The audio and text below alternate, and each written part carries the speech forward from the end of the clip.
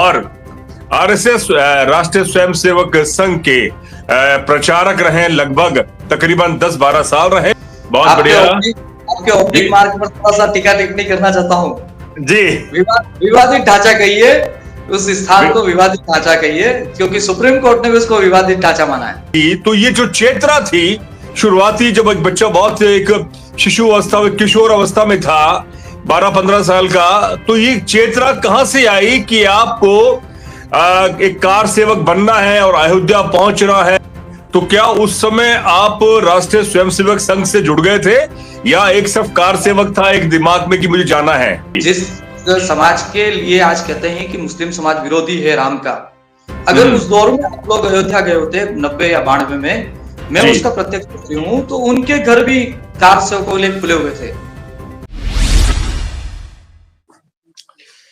नमस्कार, मैं डॉक्टर महेश वर्मा। आज हम बात करेंगे हमारे मित्र डॉक्टर भरत ओझा जी से, जो बहुत ही कम उम्र के कार सेवक थे और उन्होंने अपने बारे में लगातार वो मीडिया पर अपनी बात को बता रहे हैं। इस समय 22 जनवरी को राम मंदिर की प्राण प्रतिष्ठा का एक बहुत बड़ा आयोजन होने वाला है, तो हमने सोचा कि क्यों नहीं उस कार सेवक से बात करें जो उस समय, जिस समय बाबरी मस्जिद का विध्वंस किया गया और राम मंदिर के लिए एक बड़े आंदोलन के अंदर एक बड़े कार्यकर्ता के तौर पर वो उदयपुर से निकले और अयोध्या पहुंचे, बड़ा संघर्ष किया।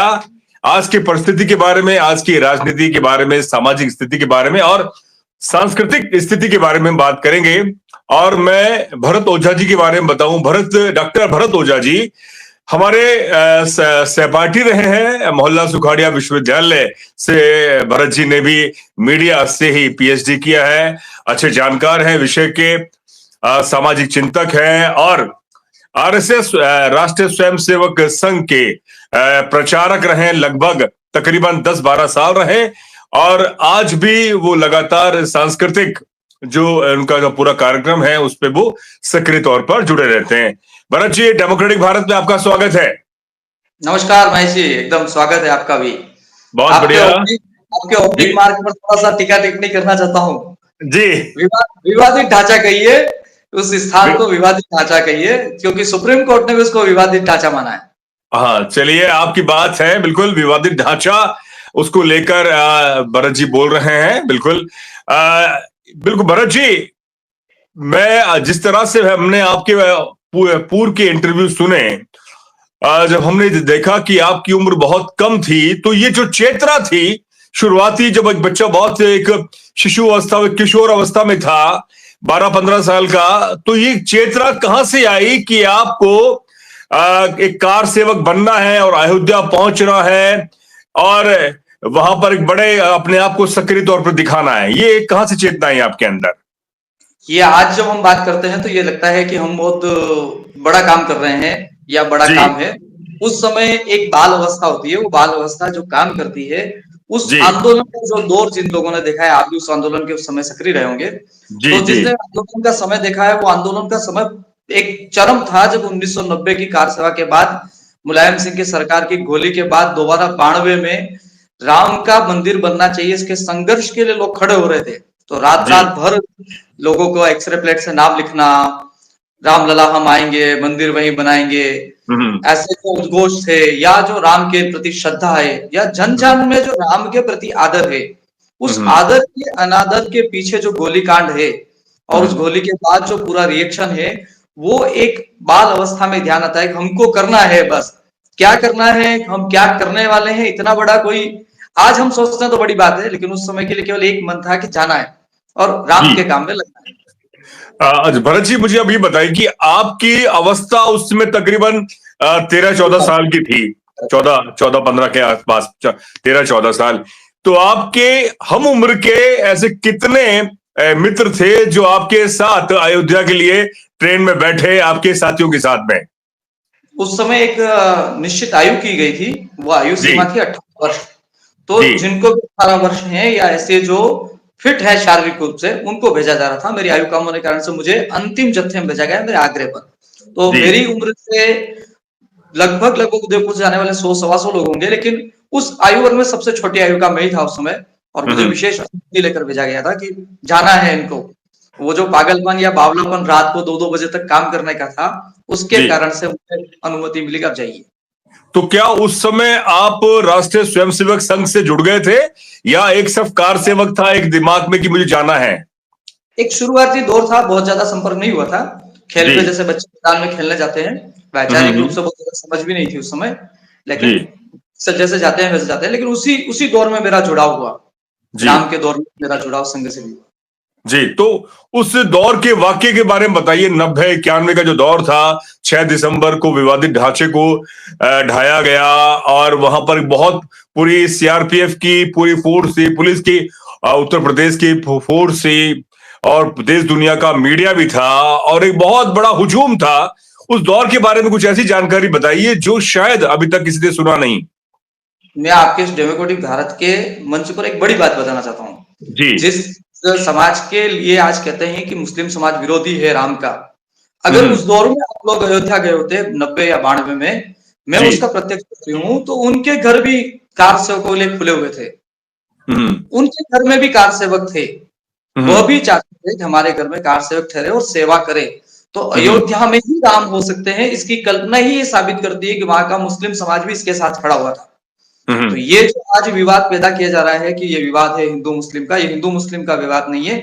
ये भारतीय संस्कृति और एक आक्रांता के द्वारा हिंदू समाज या भारतीय संस्कृति को बदनाम करने के लिए जो षड्यंत्र किया गया था, उसका विरोध था।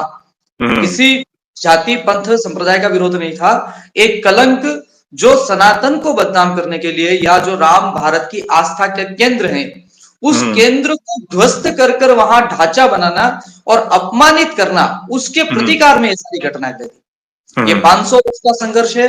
1990 और 92 तो हमको याद है कि वो इसलिए कि सारा मीडिया उस समय था, उससे पहले का लंबा संघर्ष है। भरत जी, कई बार जानकारी ये भी आती है कि हजारों कार सेवक जब वहां पहुंचे, उनमें से कई कार सेवक ऐसे थे जो पूरे घर से तबाह हो गए। उनके बेटे शहादत, मतलब कि उनकी मौत हो गई, और उनको कोई देखने वाला नहीं था, घर से भी उनके बूढ़े माँ बाप, कई ऐसे वाक्य। तो क्या राष्ट्रीय स्वयंसेवक संघ, विश्व हिंदू परिषद, या जो हिंदू संगठन के तमाम जो संगठन के लोग थे, उन्होंने उनके परिवार के लिए कोई बड़ा काम किया, या कोई भरण पोषण के लिए कोई ऐसी कोई योजना चलाई? देखो, आपको याद हो तो। राम काज के लिए अगर कोई अपेक्षा लेकर निकला है तो राम काज हो ही नहीं सकता। जी। तो वो जितने लोग आए थे, वो जो बावले थे जिन्होंने गोली में अपनी शहादत दी, आत्मोत्सर्ग दिया राम के लिए, उनकी अपेक्षा नहीं। तो ऐसी कोई घटना आपने पूरे टीवी चैनल में कभी नहीं सुनी होगी कोई कार सेवक ने आकर ये कहा हो कि मुझे कुछ कर दीजिए या मुझे ये लाभ दीजिए। जहां तक राम के लिए शहीद होने वाले परिवारों ने भी आकर नहीं कहा। फिर भी जो परिवार भाव है, जो सनातन की संस्कृति की पहचान है कि हम सबका सहयोग करते हैं, तो ऐसा सहयोग हर परिवार का हुआ है। और सहयोग क्या है? उनके साथ खड़ा होना बस। हर व्यक्ति अपना स्थान बनाता है तो सहयोग हमेशा होता है। उस सहयोग से कभी पीछे नहीं हटेगा। हिंदू समाज पीछे नहीं हटेगा, और हिंदू समाज का ही संगठन है, इसलिए वो काम करने के लिए सदैव खड़े हैं। लेकिन किसी अपेक्षा के साथ कोई कार सेवक नहीं आया था। अभी जैसा कि सुनने में आया कि 7,000 लोगों को निमंत्रण पत्र भेजा है, जिसमें तकरीबन 3,000 तो वीवीआईपी हैं, और बाकी 4,000 वो लोग हैं जो इसमें इस राम कार सेवक के तौर पर जुड़े रहे, या कई लोग जिन्होंने पूरे इस आंदोलन में सक्रिय रहे, और वो लोग भी रहे जिन्हों के जो आज उनके बूढ़े माँ बाप हैं, वो लोग देहांत हो गया उनका, शहीद हो गए। मैं वही सवाल कर रहा हूं कि आपकी नजर में ऐसा कोई आया जो शहीद हुआ हो, या जिसकी मौत हो गई हो, या वो अपाहिज हो गया हो, ऐसा कोई आपकी नजर में जिसको जरूरत थी आर्थिक मदद की? अजमेर में भगवानगंज विद्यालय जिसके नाम से बना हुआ है, शहीद अविनाश माहेश्वरी विद्यालय। जी जी। जो संघ का संस्था है, स्कूल, उसका नाम ही अविनाश है। दोनों भाई राजस्थान के अजमेर के हैं। उन दोनों की 1992 में कार सेवा में मृत्यु हुई है। वो भगवान के काम में अपने आप को बलिदान कर पाए हैं। उनके नाम पे स्कूल भी है, और उनके परिवार की चिंता भी संगठन करता है बराबर। ऐसी चिंता चल रही है। ये जो 7,000 लोग बुलाए हैं, तो कई साल कार सेवकों के मन में हमको भी आमंत्रण आए। वो आमंत्रण समय समय पर सबके पास आ रहा है। क्रमशः यह अभियान 3 महीने 4 महीने तक चलेगा। उन सब कार सेवक, उन सब राम भक्तों को दर्शन के लिए विशेष व्यवस्था भी सरकार कर रही है। राम जन्मभूमि ट्रस्ट भी कर रहा है, संगठन भी कर रहा है। समय का लगेगा, क्योंकि वहां एक सीमा है लोगों के पहुंचने की। उस सीमा के साथ सब पहुंचेंगे और सबको अवसर मिलेगा पूरा। भरत जी, आप एक पत्रकार हैं, पत्रकारिता पढ़ाते हैं, डॉक्टरेट हैं। मैं आपसे जानना चाहता हूं कि आपको नहीं लगता कि 1992 का जो दौर था, विवादित ढांचे को ढाया गया, एक बड़ा आंदोलन हुआ, उसके बाद में भारतीय जनता पार्टी का भी एक बड़ा उद्भव हुआ, जिसकी मात्र 2 सीटें थी, एक बड़ी फिर एक बड़ी राजनीतिक ताकत बनकर उभरी, और 2014 से तो तकरीबन अब 10 साल हो गए हैं। तो क्या आपको नहीं लगता कि ये पूरा राजनीतिक सिनेरियो पूरे देश में बदला है और धर्म के नाम पर, जाति के नाम पर एक ध्रुवीकरण का भी एक माहौल बना है? आपको क्या लगता है? 85% से अधिक सनातन के व्यवहार करने वाले लोग, राम के अनुयायी, और जो 15% मैंने छोड़े हैं, उनमें से भी 3% छोड़ दे जो एकदम कट्टरवाद पर हैं। वो जो 3% छोड़कर जो अन्य मुस्लिम समाज, ईसाई समाज है, वो भी अपने को राम का अनुयायी केंद्र मानता है, राम के प्रति श्रद्धा रखता है। तो राम के प्रति श्रद्धा रखने वालों का जो काम करेंगे, मैं राजनीतिक पार्टी से नहीं हूं, मेरा राजनीतिक दल से भी कोई संबंध नहीं है। हाँ, राजनीतिक दल को समर्थन है, क्योंकि जो राम का समर्थन करते हैं उनका समर्थन हम सदैव करते हैं। जो गौ की संज्ञा करेंगे उनके साथ नहीं खड़े होंगे, जो कि गौ की रक्षा करेंगे उनके साथ खड़े होंगे। ये उत्तर राजनीतिक दल देगा। लेकिन हाँ, ये माहौल तो पक्का है कि राम मंदिर के नाम से उत्साह है, इसका लाभ जिस दल को मिल रहा है वो दल ले रहे हैं। मुझे तो आश्चर्य है कि इस समय में आगे बढ़कर, जैसे कल कांग्रेस ने स्टैंड लिया कि हम जाएंगे, वैसे सभी दल, राजनीतिक दल, समाज, पंथ, प्रजा को आगे बढ़कर आकर कहना चाहिए कि राम हमारे हैं और हम राम के लिए जाएंगे। वो कालखंड बीत गया है, जो बात गई, अब नए दौर की बात करके, नए जीवन को शुरुआत करके आप भी राम के साथ आइए। मैं भरत जी आपसे ये जानना चाहता हूं कि मई के अंदर लोकसभा के चुनाव होने वाले 2024 यानी इसी साल, कहीं ना कहीं विपक्ष ये सवाल भी उठा रहा है कि रामनवमी को एक बड़ा आयोजन हो सकता था, 22 जनवरी को किस आधार पर हो रहा है, और इसको पूरी तरह से मीडिया में सुबह शाम दिन रात इसको दिखाया जा रहा है। प्रधानमंत्री, गृह मंत्री, तमाम मंत्री, विचारक और हिंदू संगठन के लोग इस समय सिर्फ राम मंदिर की बात कर रहे हैं। क्या ये संदेश या पूरा एक माहौल लोकसभा चुनाव के मद्देनजर तो नहीं है? अभी करते हैं तो लोकसभा, इससे पहले करते तो 3 राज्यों की विधानसभा, उससे बात करते तो बंगाल का चुनाव, फिर महाराष्ट्र का चुनाव। जब करते तब चुनाव से छोड़ते, क्योंकि चुनाव तो देश में चलेगा और उसके साथ राम आएंगे। हाँ, ये जरूर है कि आपको भी अवसर है, खुलकर आइए। शिवसेना जैसे ताल ठोक कर कहती थी बाला साहब ठाकरे कि हाँ मेरे लोगों ने ढांचा ढहाया, आज वो शिवसेना ढुलमुल है। उसको खुद को सोचना चाहिए कि हाँ, जब हमारे पूर्वज ये कह रहे थे तो किस बात का डर। ये अवसर है, इस अवसर को राजनीतिकरण करने के स्थान पर सब दलों को, क्या अगर बीजेपी करती है तो आप लोग आके बोलिए, आगे बढ़कर दूसरे दल, हाँ हम भी राम के हैं, हम भी राम के इस अनुयायी, राम तीर्थ का उस कार्ड को स्वीकार कीजिए, पधारिए और सहभागी बनिए। तो ये अवसर है अपने पूर्व कर्मों को सुधार करने का भी, और एक सकारात्मक वातावरण देश भर में बनाए। इतना आप कह रहे हैं मीडिया में आ रहा है, उसके बाद भी आप देखिए देश भर में शांति है। देश भर में आह्वान क्या हो रहा है? आह्वान ये, अपना मंदिर, अपना परिसर, किसी को चिढ़ाने के लिए नहीं, सबको साथ लेकर अपने मंदिर परिसर की स्वच्छता कीजिए, अपने मंदिर की लाइटिंग कीजिए, अपने लोगों को जोड़ने का प्रयत्न कीजिए। प्रयत्न क्या, सबको साथ लीजिए, किसी को छोड़ना नहीं, और ऐसी कोई उत्तेजना नहीं फैलाना जिससे समाज का वातावरण बिगड़े। ये संदेश संगठनात्मक दृष्टि से, सामाजिक दृष्टि से और राजनीतिक दृष्टि से, तीनों दृष्टि से दिया गया है।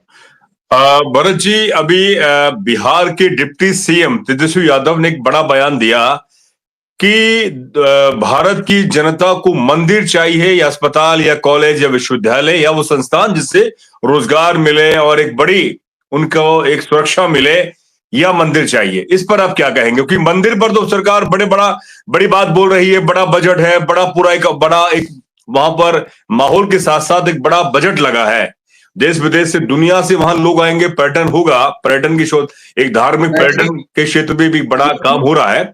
लेकिन जो इसके इतर जो मुख्य मुद्दे हैं वो कहीं ना कहीं गौण तो नहीं हो रहे, रोजगार, शिक्षा, स्वास्थ्य को लेकर।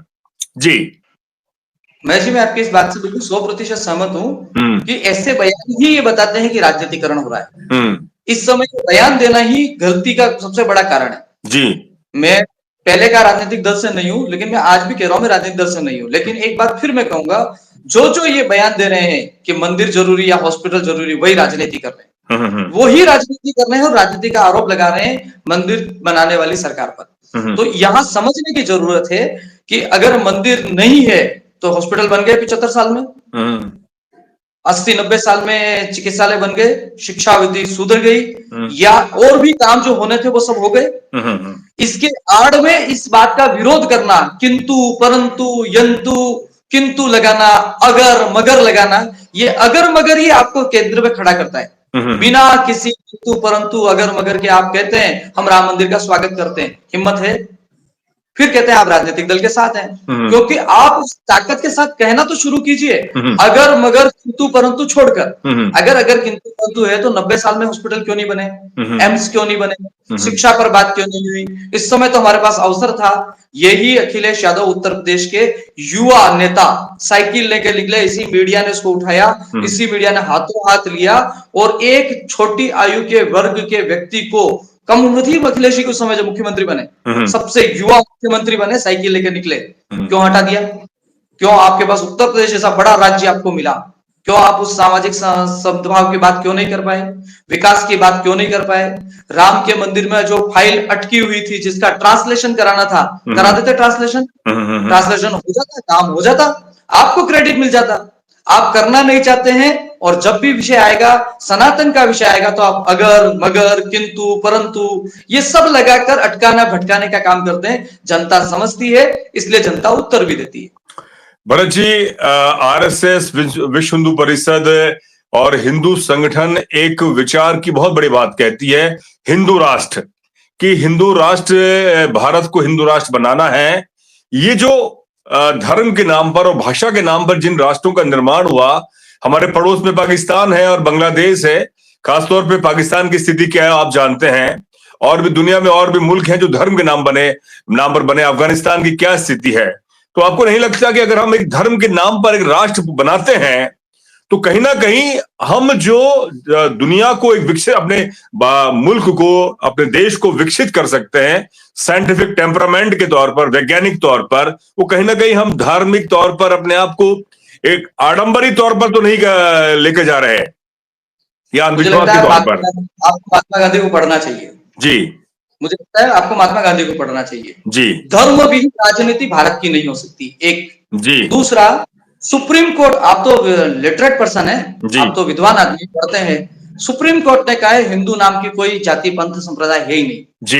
वो एक जीवन पद्धति है, लाइफ ऑफ वे है, जीवन जीने का तरीका है जी। ये जीवन जीने का तरीका क्या है?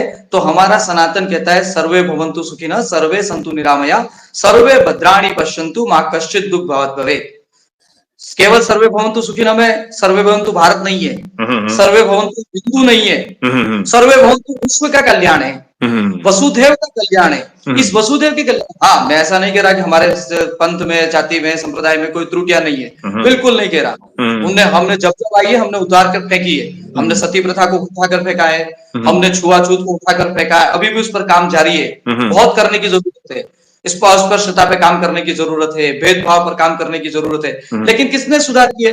तो राजा राम मोहन राय भी हमारे हुए, दयानंद सरस्वती भी हमारे हुए, जैन समाज की स्थापना कर जो त्याग की भावना है उसको भी हमने स्थापित किया। जब शक्ति की अवस्था हुई तो हमने सिख संप्रदाय की स्थापना कर, सिख समाज की स्थापना कर सनातन की रक्षा का काम किया है। हम समय समय पर अपने समाज सुधारकों, अपने बाबा साहब अम्बेडकर के माध्यम से संविधान की ऐसी ताकत हमने भारत की जनता को दी है, जो बाबा साहब अम्बेडकर ने हमको दिए, कि हम चुनाव कर सकते हैं, अपनी सत्ता बना सकते हैं, और जो गलत कुरीतियां परंपराएं उनको उठाकर बाहर फेंक सकते हैं। हाँ, लेकिन इस नाम पर कि हम हिंदू नहीं है, हाँ, ये हिंदू राष्ट्र था, हिंदू राष्ट्र है और हिंदू राष्ट्र रहेगा। इस हिंदू को समझने का मतलब क्या है? हिंदू मतलब जीवन पद्धति। कोई एक पूजा नहीं, कोई आप मत मानिए गणेश जी को, मत मानिए पार्वती को, शिव जी को। मैं यहां तक तो हमारे यहाँ का है जो देवताओं को भी नहीं मानते उनको भी ऋषि का है, चारवाक ऋषि का है। हमने बिल्कुल हमने कहा है, हमारा अद्वैत का सिद्धांत हमने स्वीकार किया है, कोई नहीं है। हम जो राम को भी स्वीकार नहीं करते, उनको भी हमने ऋषि तुल्य माना है। तो हिंदू सनातन संस्कृति एक बड़ी विराट शक्ति है। हाँ, कुछ ना समझ लोग इस बात के लिए लड़ते हैं, वो गलत है। नहीं, मैं आपसे जानना चाहता हूं भरत जी, जिस तरह से जैसे इस समय मोदी सरकार है केंद्र के अंदर और राजस्थान के अंदर भी भाजपा की सरकार बनी है, धार्मिक तौर पर और जाति के तौर पर जिस जिस तरह से हम लोग पढ़ लिख कर आगे बढ़ रहे हैं, भारत भी बहुत तरक्की कर रहा है, दुनिया में नाम हो रहा है, लेकिन कहीं ना कहीं जो धार्मिक कट्टरता, जाति के नाम पर कट्टरता, वैचारिक कट्टरता भी पनप रही है, उसको आरएसएस कैसे दूर करेगी और इस समानता का कैसे व्यवहार लेकर से जमीन पर लेकर आए? खासतौर पे आरएसएस से मैं पूछना चाह रहा हूं जी। मैं आरएसएस का प्रवक्ता नहीं हूँ, मैं फिर भी आरएसएस आप का उस संगठन के कार्यकर्ता हैं। हाँ, उस संगठन को पढ़ता हूँ, इसलिए ऑफिशियल बयान देना मेरे हाथ में नहीं है जी। लेकिन संघ का स्पष्ट सोच है और उस सोच को मैंने महसूस अनुभव किया है। उसमें कल भाषण नहीं है, हमारे यहाँ कथनी नहीं है, हम करनी है, हम करते हैं।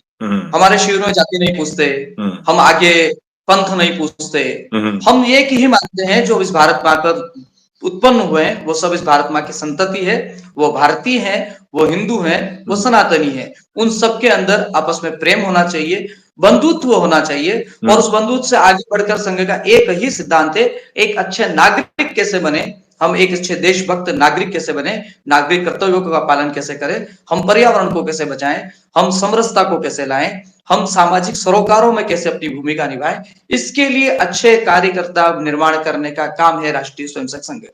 एक बहुत ही ज्वलंत सवाल है कि क्या आपको लगता है कि भारत में जिस तरह से आप अपनी बात को बोल रहे हैं, आप आरएसएस के प्रचारक रहे, क्या आपको लगता है कि भारत में जो छुआछूत है, भेदभाव है, व्यक्ति से व्यक्ति के भेदभाव है और उसको लेकर एक हजारों सालों से, क्या ये धीरे धीरे या एक बड़े प्रयास से दूर हो सकती है, या सिर्फ ये बात एक किताबों में लिखी है? संविधान तो सबको समानता का अधिकार देता है, लेकिन व्यवहारिक तौर पर, सामाजिकता के तौर पर हम अभी भी एक दूसरे से नफरत करते हैं बड़े स्तर पर। क्या किस तरह से दूर हो सकती है? जी भरत जी। ये आपका सत्य है, इस सत्य को अस्वीकार करना मेरे बस में नहीं है, लेकिन बड़ा प्रयत्न चल रहा है, ताकत के साथ जाएगा और इस प्रयत्न में कठोरता भी करनी पड़ेगी, हमको आगे बढ़ के जाना पड़ेगा। एक कुआं, एक शमशान, एक मंदिर, एक ही सबका अंतिम संस्कार होगा, एक ही कुएं से सबको पानी पिया जाएगा और एक ही मंदिर में सबका प्रवेश होगा। ये हमारा लक्ष्य भी है, हमारा ध्येय भी है और हमारा कार्य पद्धति का हिस्सा भी है। लेकिन इसके लिए संघर्ष नहीं, समरसता, द्वंद्व नहीं, प्रेम, आत्मीयता से, स्नेह से, जिनके मन में भी ये पीड़ा है, जिनके जो पीड़ित हैं और जो अनजाने में अपने धर्म को ठीक न पढ़कर ये भेदभावपूर्ण व्यवहार कर रहे हैं, उनको भी ठीक से समझाकर धर्म की सही व्याख्या बताकर साथ जोड़ने का प्रयत्न है। इसलिए राम का मंदिर पुनः लौट के आता हूं, किसने की थी भूमि पूजन? पहली ईंट किससे रखवाई राम मंदिर के आंदोलन में? तथा कथित, मेरा शब्द ध्यान रखिएगा, तथा कथित आज की भाषा में जिसको हम एसटीएससी कहते हैं। क्यों करा? क्योंकि ये प्रतीक है, उससे कोई कल्याण नहीं होना, उससे कुछ होना नहीं है। आज का राष्ट्रपति हमारा कौन है? वो जनजातीय महिला, जो उसका प्रतीक है, वो प्रतीक, मैं प्रतीक शब्द प्रयोग कर रहा हूं क्योंकि एक के बनने से परिणाम नहीं आते, लेकिन प्रतीक होने भी जरूरी है। अगर प्रतीक नहीं होते हैं तो फिर आदमी उस तरह का प्रयत्न भी नहीं करता। इसलिए बाबा साहब अम्बेडकर ने जिस प्रकार का संविधान हमको दिया, उन्होंने इन्हीं प्रतीकों के माध्यम से समाज में संघर्ष नहीं, वो चाहते तो संघर्ष उत्पन्न कर सकते थे, बड़ी ताकत थी उनके पास, लेकिन संघर्ष से हमेशा नुकसान होता है, समरसता नहीं आती। इसलिए समरसता पूर्व व्यवहार कर हम इन प्रतीकों को खड़ा करते हुए, राम के सबरी के बेर खाने से कोई न राम बड़े होते हैं न सबरी का कल्याण होता है। ये केवल और केवल इसलिए लिखा गया है कि हाँ, कहीं भी अगर आपके मन में कीड़ा है कि किसी के झूठे बेर खाने से आपकी धर्म भ्रष्ट होता है तो वो निकल जाए, राम जैसा व्यक्ति बनने की आवश्यकता है। तो ये आग्रह, ये प्रतीक हमको ज्यादा खड़े करने पड़ेंगे और हमको जहां जहां है उस केंद्र बिंदु पे हम खुद खड़े होकर कहें कि हाँ, मैं छुआछूत नहीं करता, मैं भेदभाव नहीं करता, तब ये सब ठीक हो सकता है। लेकिन भरत जी, ये जो छुआछूत भेदभाव का जो है, इसको दूर करने का जो सामाजिक तौर पर जो अपने आप को उच्च जाति समझती है, ये प्रयास तो उनको करना पड़ेगा ना, क्योंकि वो तो अपनी जाति को लेकर बड़ा बन रहे हैं। मान लीजिए मैं एक दलित परिवार से आता हूं, तो मैं तो इस चीज से पीड़ित हूं और मैं चाहता हूं कि जाति टूट जाए। मैं चाहता हूं जाति खत्म हो, जिससे कि आपस में एक भाईचारा हो और एक सद्भाव हो। लेकिन जो दूसरे लोग हैं वो तो जाति को ही बड़ा कर रहे हैं, है ना, एक बड़ा सवाल है। अच्छा, अभी आपने कहा भरत जी, राजस्थान के चुनाव से पूर्व आप एक बार सुनिए जी राजस्थान के चुनाव से पूर्व आपको याद हो तो एक साल पहले किस दल ने बड़े बड़े सम्मेलन जयपुर में करवाए? ब्राह्मणों का सम्मेलन किसने करवाया जी? जी जाटों का सम्मेलन किसने करवाया जी? जी गुज्जरों का किसने कराया? राजपूतों का किसने करवाया? ये राजनीतिक दल चाहते हैं कि जाति और व्यवस्थाएं जितनी कठोर होंगी जी उतना उनको लाभ मिलने वाला है। ये जाति इसमें दोनों तीनों पार्टियों के लोग हैं ना, उसमें भाजपा के भी है, कांग्रेस के भी और अन्य पार्टियों के भी है। मैंने राजनीतिक दल शब्द प्रयोग किया जी जी। एक सवाल, अभी आपने कहा कि जब भूमि पूजन हुई तो उसमें आपके उस समय के राष्ट्रपति रामनाथ कोविंद को नहीं बुलाया गया। अभी प्रांत प्रतिष्ठा हो रही है, इसमें बड़ा सवाल है कि आदिवासी हैं, शायद इसीलिए द्रौपदी मुर्मू जो राष्ट्रपति हैं देश की, उन्हें नहीं बुलाया जा रहा। क्या ये जो शक और शुबा है, इसको कितना आप झुटलाते हैं, या इस पर क्या कहना चाहेंगे आप? आखिरी है। मैं कुछ नहीं कहना चाहता, क्योंकि ये मैं कुछ नहीं कहता, ये दिमागी कीड़ा उत्पन्न करने वाली बात है। तो क्यों नहीं बुलाया जा रहा, वजह क्या है? आप इसको मंदिर के प्राण प्रतिष्ठा के साथ आप एक बात समझिए, भारत के संविधान में राष्ट्रपति का पद किसके लिए है? किसके लिए? सर्वोच्च पद है। सर्वोच्च पद वो करेगा, सर्वोच्च पद है और वो हमारे राष्ट्रपति का नेतृत्व करते हैं। लेकिन कार्यवाहक कौन होता है? इंदिरा गांधी ने टैंक का पूजन करने। प्रधानमंत्री हमारा लोकतंत्र का चुना हुआ नेता है, वो कोई भी होता वही करता। ये केवल के देकर उनकी जाति के साथ भी अन्याय करना, समाज के साथ भी अन्याय करना। क्या नरेंद्र मोदी ब्राह्मण है? क्या नरेंद्र मोदी राजपूत है? क्या नरेंद्र मोदी जैन है? ये केवल चालाकी करना, मीठा मीठा गप गप, कड़वा कड़वा थू थू। अगर यही प्रधानमंत्री राष्ट्रपति को बुला लेते तो देखो, राष्ट्रपति को षड्यंत्र पूर्वक राष्ट्रपति को भी मंदिर से जोड़ दिया गया, कल ये हेडलाइन होती।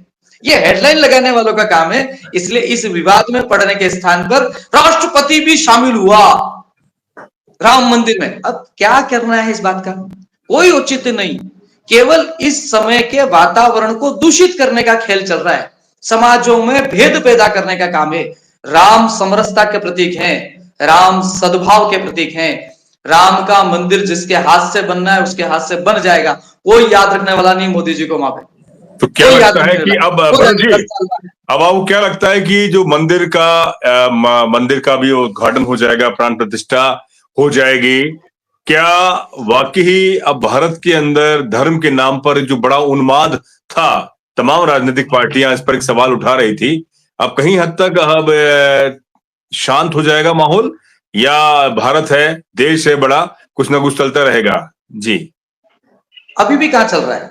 आप देखो, सुप्रीम कोर्ट के निर्णय के बाद क्या कहते थे? कर्फ्यू लग जाएगा, बोलते थे ना। सुप्रीम कोर्ट का जिस दिन निर्णय आएगा उधर पूरे भारत में रक्त रंजित क्रांति होगी। नहीं होने वाली है। राम मंदिर के निर्माण के बाद राम को घर घर स्थापित करने के लिए काम करने की आवश्यकता है। स्पष्ट सोच है हम सबका, आपका, मेरा, सबका। राम हमारे अंदर है। राम मंदिर एक प्रतीक है। वो प्रतीक क्या है? जिन आक्रांताओं ने आकर उस आक्रांत स्थान को तोड़ा, उस स्थान पर पुनर्स्थापना, इतना ही हेतु है। अगर राम का चरित्र हम अपना नहीं सकते तो राम के मंदिर से भी कोई लाभ होने वाला नहीं है। इसलिए राम के मंदिर का एकमात्र स्थापना होने से काम नहीं होगा, राम का मंदिर हर घर में बने, इसकी काम करने की आवश्यकता शुरू होगी। और अब इसका राजनीतिकरण होना होता तो 14 से पहले हो जाता। 14 के बाद 19 का चुनाव 19 का जो चुनाव था उस पर तो राम नहीं बने थे ना। 10 साल के बाद अगर राम के नाम पर वोट पड़ रहा है तो आप सोचिए, फिर 14 और 19 तो बेकार गया। ये कह देना ही गलत है। हाँ, उसका लाभ लेने का अवसर आपको भी था, आप अवसर अभी भी है। आइए स्वागत के साथ राम मंदिर का कीजिए। इस भारत में केवल 3% राम विद्रोहियों को छोड़कर सब राम के हैं। आखिर में एक सवाल, आप उन लोगों से क्या कहेंगे जो धर्म के नाम पर, जाति के नाम पर सड़कों पर कई बार अपनी कट्टरता और उन्माद दिखाते हैं? संक्षिप्त में। जो भी इस तरह का करते हैं वो कृत्य अगर सनातन के प्रेमी हैं तो उनको नहीं करना चाहिए, क्योंकि सनातन इसकी शिक्षा नहीं देता। और किसी और जाति परंत संप्रदाय पूजा पद्धति को मानने वाले लोग हैं तो उन्हें भी समझना चाहिए हमारा देश एक सांस्कृतिक विरासत का देश है, एक समरसता का देश है, जिसमें आपको पूरी दुनिया के जितने फिरके इस्लाम के वो यहाँ मिलेंगे। हिंदुस्तान में जितने ईसाई के पंथ संप्रदाय वो भारत में मिलेंगे। भारत में जाति पंथ संप्रदाय की भाषा भूषा इसके साथ पर भेद करने का अधिकार स्वयं भगवान राम ने भी नहीं दिया है। इसलिए राम जंगल में जाकर जनजाति के साथ मिलकर सेना बनाकर अत्याचारी रावण के खिलाफ लड़ते हैं। और वो अत्याचारी रावण की जाति ढूंढेंगे, ढूंढनी नहीं चाहिए, लेकिन ढूंढेंगे तो प्रकांड पंडित विद्वान पंडित था, लेकिन सीता हरण के लिए उसे भी क्षमा नहीं मिला। इसलिए नारी अपमान पर इस देश की संस्कृति नारी के सम्मान के लिए है, गरीब कमजोर वंचित पीड़ित के साथ खड़े होने के लिए है। इसलिए इस पीढ़िया को समझना चाहिए ये देश उसके लिए है जो भी शोषित पीड़ित वंचित है उनके लिए खड़ा होना, उनके साथ रहना हमारी पहचान ही इसीलिए। इसलिए हमारा फिर वो श्लोक दोहराता हूं, हम कहते हैं सर्वे भवन्तु सुखिनः सर्वे सन्तु निरामया सर्वे भद्राणि पश्यन्तु मां कश्चित् दुःखभाग् भवेत्। बहुत बहुत शुक्रिया। फिर मिलेंगे भरत जी आपसे और ज्वलंत मुद्दों पर आपसे हम लगातार चर्चा करते रहेंगे। बहुत बहुत शुक्रिया, धन्यवाद, नमस्कार। बहुत बहुत धन्यवाद। नमस्कार।